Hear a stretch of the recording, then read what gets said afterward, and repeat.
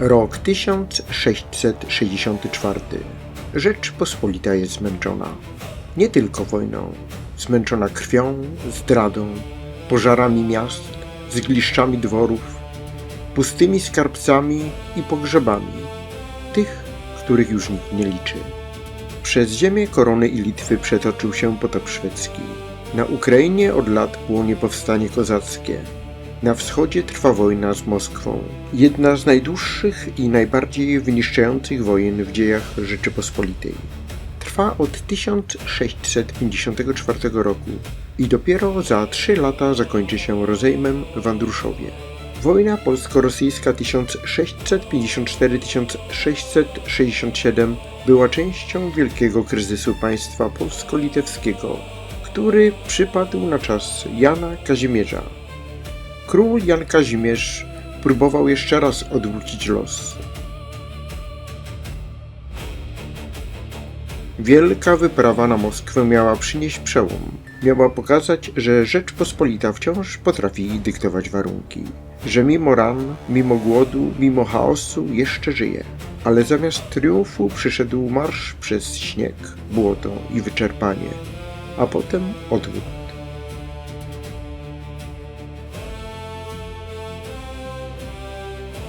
I właśnie wtedy, gdy mogło się wydawać, że inicjatywa przechodzi w ręce Moskwy, nad rzeką Łuczesą pod Witebskiem hetman polny litewski Michał Kazimierz Pac uderzył. Nie w chwili siły, nie w czasie wielkiej ofensywy, ale w momencie, gdy wielu uznałoby, że trzeba już tylko ratować, co się da. I tak pod Witebskiem rozegrała się bitwa, o której dziś pamięta niewielu. A szkoda. Bo była to jedna z tych chwil, kiedy Rzeczpospolita, choć poraniona, jeszcze potrafiła pokazać pazur.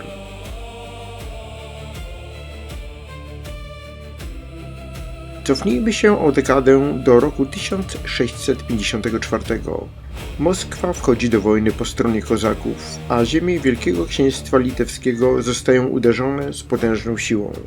Smoleńsk, Witebsk, Mohylew, Połock, Wilno. Nazwy te przestają być tylko punktami na mapie, stają się ranami. To nie była zwykła wojna graniczna, to był potop od wschodu. Moskiewskie armie wdzierały się głęboko w ziemię Rzeczypospolitej. Miasta przechodziły z rąk do rąk, ludność cywilna płaciła cenę, której nie oddadzą żadne suche liczby. Gospodarka była wyniszczona, skarb pusty, wojska często głodne i nieopłacone, a jednak Rzeczpospolita nie upadła. Otrząsnęła się po największych klęskach, wyszła z potopu szwedzkiego, zaczęła odzyskiwać utracone pozycje, ale cena była straszna. W 1663 roku Jan Kazimierz rusza na swoją ostatnią wielką wyprawę przeciw Moskwie. Plan był ambitny, za ambitny. Król chciał doprowadzić do uderzenia, które zmusi cara do ustępstw. Ale wojna to nie tylko hetmańskie plany i królewskie ambicje. Wojna to drogi, błoto, mróz, puste spichlerze, konie padające na trakcie. Żołnierze, którzy coraz częściej patrzą nie na sztandary, lecz na własne buty, dziurawe i oblepione ziemią. Wyprawa zadnieprzańska Jana Kazimierza załamała się po trudach kampanii i nieudanym oblężeniu Głuchowa na początku 1664 roku. Po tym niepowodzeniu wojska królewskie zaczęły odwrót. W tym samym czasie na litewskim teatrze działań operował Michał Kazimierz Pac. I wtedy pojawił się on, Iwan Nikitycz Chowański, moskiewski dowódca, człowiek, który liczył, że Rzeczpospolita jest już osłabiona, że wystarczy nacisnąć, że wystarczy pościg, uderzenie, rozbicie rozproszonych wojsk litewskich. Ale po drugiej stronie stał Pac. Niełatwy człowiek, ambitny, twardy, bezwzględny w polityce, ale też zdolny wódz. A pod Witebskiem miał udowodnić, że potrafi nie tylko intrygować, lecz także zwyciężać. Wieczór nad Łuczesą, unosiła się mgła, Witebsk leżał niedaleko, miasto doświadczone wojną. Miasto, które zbyt dobrze znało huk dział, krzyk rannych i ciężki krok obcych żołnierzy. W obozie litewskim nikt nie śpiewał głośno. To nie jest czas na triumfalne pieśni, to czas nasłuchiwania, bo gdzieś tam w ciemności są Moskale. Pac wie, że Chowański ma siły, które mogą zagrozić jego wojsku. Według podawanych zestawień oddziały Paca liczyły około 3000 ludzi, natomiast siły moskiewskie Chowańskiego mogły liczyć od około 3700 nawet do 5-6 tysięcy żołnierzy. Źródła różnią się w liczbach. Pac nie może pozwolić sobie na błąd. Jeśli da się osaczyć, przegra. Jeśli będzie czekał zbyt długo, Chowański przejmie inicjatywę. Jeśli uderzy za wcześnie, może wpaść w pułapkę. To jest ten moment, który w historii lubimy skracać do jednego zdania. Wojska ruszyły do bitwy. Ale za tym zdaniem kryje się moc. Rozkazy wydawane szeptem, oficerowie pochylający się nad mapą, ucztowi sprowadzający popręgi, towarzysze jazdy dotykający rękojeści szabel. I ta cisza przed świtem, która była głośniejsza od huku armat.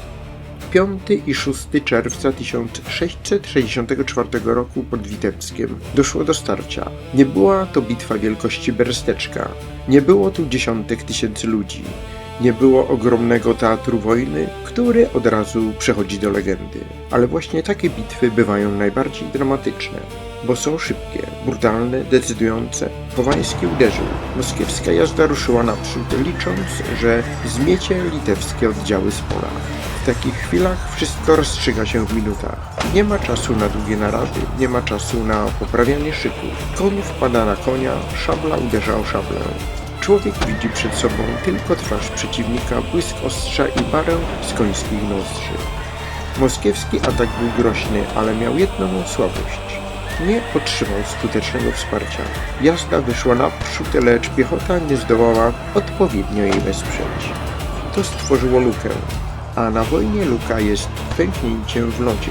Z początku niewielkim, potem rozchodzi się coraz dalej. Pac to zauważył i kazał uderzyć. Litewska jazda poszła do kontrataku, nie jak fala, jak klin. Uderzenie Paca trafiło w moment, gdy przeciwnik zaczął tracić porządek. To był ten krótki oddech bitwy, w którym armia jeszcze stoi, ale już zaczyna się chwiać. I wtedy zaczęło się załamanie. Najpierw pojedyncze chorągwie, potem całe grupy, ktoś odwraca konia, ktoś krzyczy, że lewe skrzydło nie wytrzymało. Ktoś inny widzi padającego oficera, a potem panika zaczyna robić to, czego nie zrobiłaby nawet najlepsza szarża. Rozrywa armię od środka. I wtedy nad polem bitwy pojawia się widok, który dla jednych oznacza ocalenie, a dla drugich klęskę. Sztandary moskiewskie zaczynają wpadać w ręce ludzi Paca, jeden, drugi, kolejny. Według popularnych przekazów po bitwie zdobyto aż 63 moskiewskie sztandary. Podawane są też bardzo wysokie straty wojsk Chowańskiego. Choć liczby te trzeba traktować ostrożnie, bo w różnych opracowaniach mogą być zawyżane lub różnie interpretowane. Ale niezależnie od liczb sens wydarzenia jest jasny. Chowański został pobity, Pac zwyciężył. A pod Witebskiem Rzeczpospolita przypomniała Moskwie, że nie wystarczy zobaczyć przeciwnika w odwrocie, by uznać go za martwego.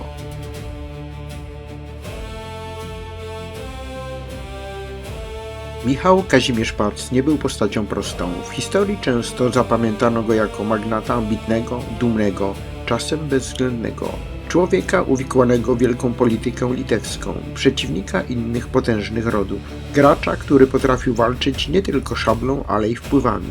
Ale pod Witebskiem nie chodziło o salonowe intrygi, nie chodziło o sejmowe przemowy, nie chodziło o dworskie układy. Tam liczyła się decyzja, odwaga, tempo, umiejętność wyczucia chwili. Bo dobry dowódca to nie ten, który ma plan. Dobry dowódca to ten, który widzi moment, gdy plan przeciwnika zaczyna pękać. Pac zobaczył i wykorzystał. W lutym 1664 roku Pac miał już wcześniej odniesiony sukces pod Briańskiem przeciw wojskom moskiewskim, a następnie przesuwał swoje oddziały w rejon Mochylewa i Witebska. Bitwa nad Łuczesą wpisała się więc w aktywne działania litewskie przeciw wojskom carskim w tym okresie. Witebsk nie był przypadkiem, był elementem większej gry, wojny, w której każda twierdza, każda rzeka i każdy trakt mógł zdecydować o tym, kto utrzyma Litwę. A Łuczesą popłynęła wtedy wiadomość: Litwa jeszcze walczy. Czy bitwa pod Witebskiem zmieniła los całej wojny? Nie. I trzeba to powiedzieć uczciwie. Rzeczpospolita nie odzyskała dzięki niej wszystkich utraconych ziem. Nie zatrzymała całego procesu wzrostu potęgi Moskwy. 3 lata później, w 1667 roku, rozejm z Andruszowie przyniesie Rzeczypospolitej bolesne straty terytorialne i potwierdzi, że wojna wyczerpała państwo do granic możliwości. Ale historia to nie tylko wielkie traktaty, nie tylko granice przesuwane na mapach. Historia to także momenty, w których naród, armia albo państwo pokazuje, że jeszcze nie zostało złamane. Witebsk był właśnie takim momentem, był zwycięstwem taktycznym, a także moralnym. Po nieudanej wyprawie Jana Kazimierza, po ciężkim odwrocie, po latach wojennego wyniszczenia, wojska Rzeczypospolitej nadal były zdolne do skutecznego uderzenia. To ważne, bo bardzo często opowiadamy, że XVII wiek to jedno pasmo klęsk. Powstanie Chmielnickiego, potop szwedzki, najazd Rakoczego, wojna z Moskwą, upadek finansów, kryzys władzy i wszystko to prawda, ale między tymi ranami były też zwycięstwa. Były chwile, gdy chorągwie Rzeczypospolitej szły naprzód. Byli dowódcy, którzy potrafili wygrać, choć państwo wokół nich chwiało się w posadach. Byli żołnierze, którzy nie pytali, czy historia ich pamięta. Po prostu robili swoje. A jednak dziś ta bitwa prawie zniknęła z pamięci. Nie ma wielkich obrazów, nie ma szkolnych opowieści, nie ma miejsca w narodowej wyobraźni takiej jak Kirchholm, Kuszyn czy Wiedeń. Ale może właśnie dlatego warto o niej mówić. Bo historia Rzeczypospolitej to nie tylko największe triumfy i najgłośniejsze klęski. To także takie miejsca jak Witebsk, takie rzeki jak Łuczesa, takie dni jak 6 czerwca 1664 roku. Dni, w których los wojny nie odwrócił się całkowicie, ale na chwilę zatrzymał oddech. Do usłyszenia w kolejnym odcinku.